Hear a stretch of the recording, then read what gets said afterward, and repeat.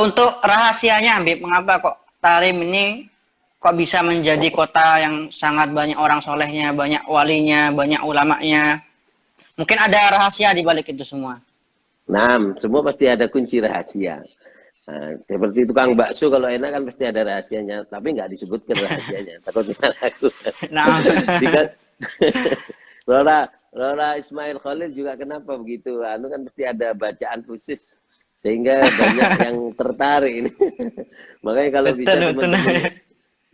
teman-teman Instagram harus minta ini apa bacaan ini yang anunya ini.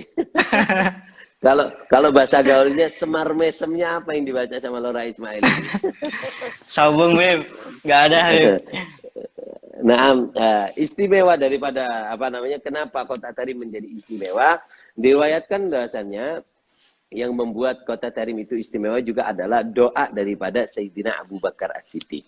Nah, tidak ada riwayat yang mengatakan bahwasanya Rasulullah pernah sampai ke kota Tarim atau hadis yang menyebutkan keistimewaan kota Tarim saya belum dapati. Dan insya Allah kalau memang ada pasti dilantunkan atau ditulis di dalam apa sejarah Tarim dan itu tidak ada. Maksudnya apa namanya dari segi Kalau hadis keistimewaan atau Yaman banyak sekali, Habib. Untuk Yaman daripada Rasulullah SAW bahwasanya Allahumma barik fi syamina wa yamanina dan bagaimana itu ketika ceritanya banyak sekali. Tapi kota Tarim ya, untuk khususnya kota Tarim kita tidak dapatkan. Nah, sedangkan apa yang membuat kota Tarim istimewa, makanya kota Tarim itu salah satu namanya adalah Madinatus Siddiq. Kotanya As-Siddiq. Yang dimaksud As-Siddiq di sini adalah Sayyidina Abu Bakar As-Siddiq. Nah, kenapa dikatakan sampai nama itu melekat? Nah, berarti kan ada keistimewaan, ya kan? Kayak apa namanya? Kayak kota Bangkalan, di banyak itu Madura ini, oh itu kotanya Syekhona Khalil. Kenapa Syekhona Khalil Bangkalan? Kenapa? Karena punya jasa yang besar di situ Sayyidina Abu Bakar. Tapi tidak ada riwayat yang menyebutkan Sayyidina Abu Bakar pernah nyampe ke kota Tarim, tidak. Tapi begini ceritanya. Apa namanya? Dulu ketika Rasulullah SAW meninggal dunia, di situ apa namanya para sahabat membaiat Sayyidina Abu Bakar untuk menjadi khalifah supaya tidak terjadi kekacauan ketika Rasulullah meninggal. Ada orang yang langsung memegang kendali Islam untuk mengatur daripada Islam bagaimana seperti itu. Nah, diangkatlah Sayyidina Abu Bakar menjadi khalifah. Dan pertama kali langkah yang dilakukan oleh Sayyidina Abu Bakar As-Siddiq adalah yaitu nulis surat kepada gubernur-gubernur yang sudah dikirim oleh Rasulullah kabar duka atas meninggalnya Rasulullah dan dua kabar pembaiatan Sayyidina Abu Bakar sebagai khalifah. Nah, ketika itu diantaranya dikirim ke Hadramut yang pada waktu itu dipegang oleh gubernur yang bernama Sayyidina Ziyad bin Labid Al-Ansari. Ziyad bin Labid Al-Ansari. Nah, pada waktu itu Ziyad bin Labid membawa surat yang ada dari Sayyidina Abu Bakar. Surat tersebut dibawa ke kota-kota, diumumkan. Banyak sekali yang murtad. Nggak mau mana'uz zakah. Ya, mereka nggak mau bayar zakat lagi. Udah nggak ada nabi. Udah kembali ke zaman jahiliyah. Seperti itu. Nah, di antaranya Sayyidina Ziyad bin Labid mengumumkan seperti itu, masuklah ke kota Tarim. Nah, ketika masuk ke kota Tarim, di situ mengumumkan pada waktu itu dikatakan oleh ahli sejarah pada waktu duhur ketika diumumkan bahwasanya Rasulullah SAW meninggal dunia dan juga pembaiatan Sayyidina Abu Bakar, subhanallah. Semua penduduk kota Tarim tidak ada satupun mereka yang membangkang atas kabar tersebut. Artinya atas kabar pembaiatan. Gembira Sayyidina Ziyad mengobati hatinya. Setelah di situ banyak tempat yang murtad yang nggak mau lagi terobati dengan satu kota yang penuh penuh daripada keimanan mereka dan mendukung daripada kekhalifahan Sayyidina Abu Bakar dan menerima berita duka kemeninggalnya Rasulullah SAW. Ditulislah surat oleh Sayyidina Ziyad bin Labid ke Madinah pada waktu itu, ditulis surat. Ketika ditulis surat, kabar gembira di sini oleh Sayyidina Abu Bakar, ada satu kota kecil tapi Masya Allah semuanya nggak ada saya dengarkan satu yang protes nggak terima, nggak ada.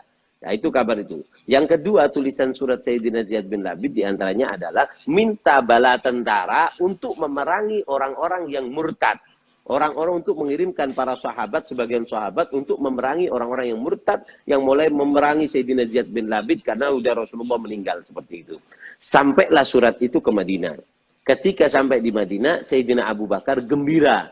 Dengar ada satu kota kecil, semuanya beriman, gak ada satupun. Sehingga sebagian riwayat mengatakan Sayyidina Abu Bakar berdoa, sebagian riwayat mengatakan beliau sujud syukur. Sayyidina Abu Bakar sujud syukur dan berdoa dengan kota Tarim, didoakan dengan 3 doa. Dan ini doa masyhur sekali di kitab-kitab sejarah yang menerangkan tentang Hadramut dan kota Tarim. Di antaranya doanya adalah mudah-mudahan Allah makmurkan kota Tarim.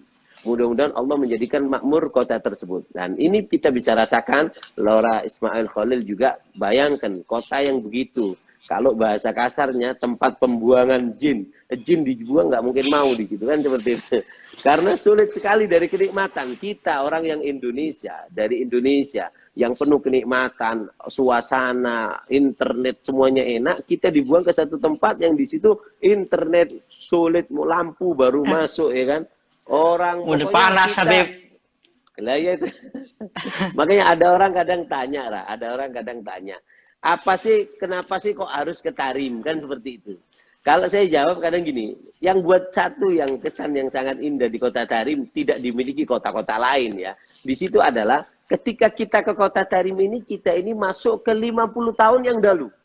Jadi kita ini masuk ke zamannya Bung Karno kan seperti itu ya. Hah? Sepeda motor masih kayak gitu, mukanya orang masih kusut-kusut kayak hitam putih nggak berwarna kan seperti itu. Nah, kita lanjutkan sedikit Raya. Oke, Habib. Nah, ketika itu mendoakan Sayyidina Abu Bakar dengan 3 doa. Yang pertama adalah bahasanya mudah-mudahan Allah memakmurkan kota Tarim, dan kita bisa rasakan Laura Ismail juga. Ini juga terbukti Habib, sekarang Tarim yang merupakan kota kecil didatangi oleh orang dari seluruh dunia Habib. Nah, ini yang dimaksud dengan makmur. Betul sekali. Coba bayangkan Laura Ismail datang ke kita lihat videonya. Laura Ismail juga berteman sama orang Britania, ada orang dari Afrika, ada orang dari Jepang, ada orang dari Indonesia, dari Bangkalan juga ada. Dari mana-mana dituju. Kota yang tidak ada kenikmatan secara dohir kan gitu. Secara dohir apa yang dicari di sana? Nggak ada kenikmatan secara dohir ya. Nggak ada kenikmatan. Tapi subhanallah, Laura Ismail juga bisa merasakan bagaimana itu harga tanah di kota Tarim. Iya kan? Harga tanah nyewa aja sekarang udah di kelas Jakarta. Iya kan? Beli tanah di kota Tarim itu udah kelas Jakarta. Apalagi yang di dekat Darul Mustafa.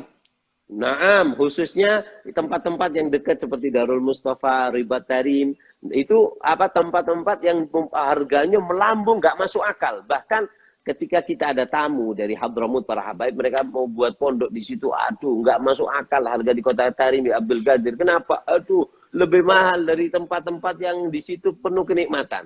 Kenapa? Karena orang berebut. Nah, ini termasuk daripada doa daripada Sayyidina Abu Bakar Siddiq. Yang kedua, ini yang pertama. Nah, itu yang pertama. Yang kedua, doa Sayyidina Abu Bakar adalah mudah-mudahan Allah memperbanyak air di kota Tarim. Mudah-mudahan Allah memperbanyak air di kota Tarim. Dan alhamdulillah, Laura Ismail juga dan pelajar-pelajar yang mungkin yang bergabung saat ini bisa merasakan bagaimana itu orang yang pernah ke kota Tarim, tidak pernah sejarah ada mengatakan Tarim kehabisan air, tidak ada. Mungkin di luar kota Tarim kekeringan, tapi kota Tarim nggak pernah ada. Bahkan biasanya mungkin banjir ada, kalau itu airnya kebanyakan mungkin bisa.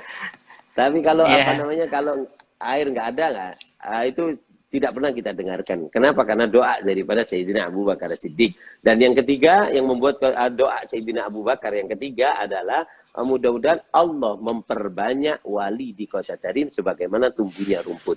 Seperti itu. Nah, makanya dikatakan di kota Tarim bahwasannya tidaklah lahir sejarah manaqib para sholihin di kota Tarim. Mereka ada satu kitab namanya Jauharatus Syafaf. Ada kitab namanya Jauharus Syafaf. Di situ dikatakan pengarangnya nulis kitab itu mengatakan bahasanya ditanya, "Syekh, antum kenapa ngarang kitab isinya keramat?" Mama, Sayyidina Fagil Muqaddam keramatnya gini. Al-Habib Alwi Amul Fagih keramatnya gini. Syekh Salim bin Fadl Bafadl ini. Abil Hib keramatnya gini. Ditegur sama seseorang soleh.